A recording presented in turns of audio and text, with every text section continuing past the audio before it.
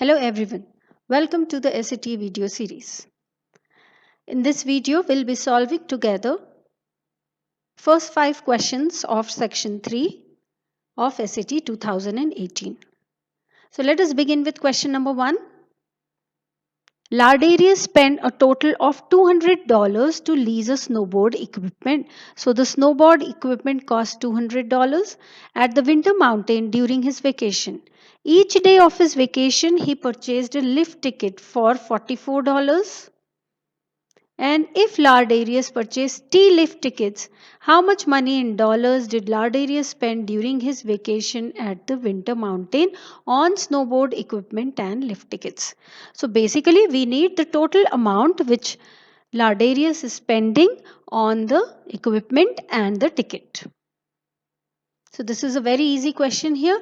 We have underlined all the keywords here in the question. We need the total cost and that will be $200. That is for the snowboard equipment. One ticket cost $44. So T lift tickets cost 44T and hence the total cost is 200 plus 44T, which is answer number C. Let's move on to question 2.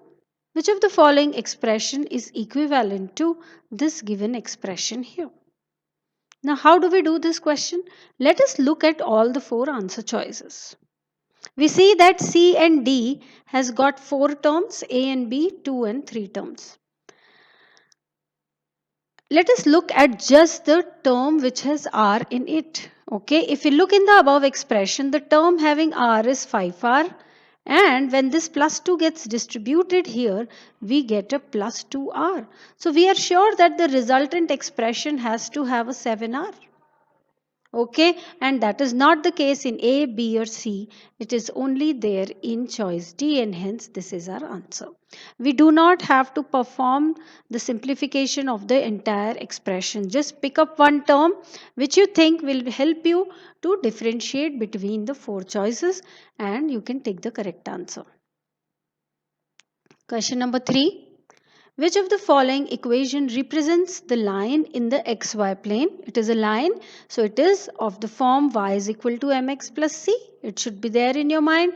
The slope is -3, so definitely y is equal to -3x. So we rule out c and d. Okay, and since the line passes through 0, 3 means it's cutting the y-axis at 3 and hence the y-intercept is 3 and hence this is your equation. Correct? So we have eliminated choice C and D and by looking at the y-intercept, we have reached our answer as choice B. Y is equal to -3x. Please remember that whenever you get an equation of the form y is equal to kx, it always passes through the origin because the y-intercept or C is 0. Is that clear? So the correct answer to question 3 is choice B.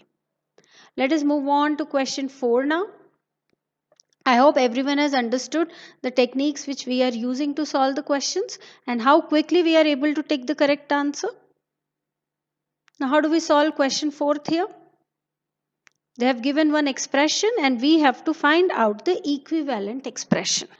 Now let us look at the expression. This is sure that the x square terms are getting cancelled because none of the answer choices have x square in them. So let us look at the constant term. The constant term will come when we expand this bracket. We know a plus b whole square. So according to that formula, it will be 4x square plus 2ab will be 16x plus 16 minus 4x square. Correct? We see that the constant term is 16. Here constant is 4. Here constant term is 2. We rule out these are the 2 choices where we get 16. Now let us look at the x term which is 16x and hence choice is answer A. So here you need to know the expansion of a plus b whole square which is a square plus 2ab plus b square. You should learn the identities a plus b whole square, a minus b whole square and also a square minus b square which is difference of the squares as a plus b into a minus b. These 3 formulas should be learnt by you. Question number 5. In the equation above, A, B and C are the constants. If the equation has infinitely many solutions, which of the following must be equal to C? We'll do this by comparing the coefficient. We see here when we distribute 2, we get 2x plus 2b is equal to ax plus c. And when will left hand side and right hand side be equal? When the constant is equal to constant and the x term becomes equal to the x term. Correct? So we see that C has to be equal to 2b to make this equation having infinitely many solutions, and A should be equal to 2. Is that clear? So the choice is choice D. So I hope these 5 questions of paper 2018 is clear to everyone.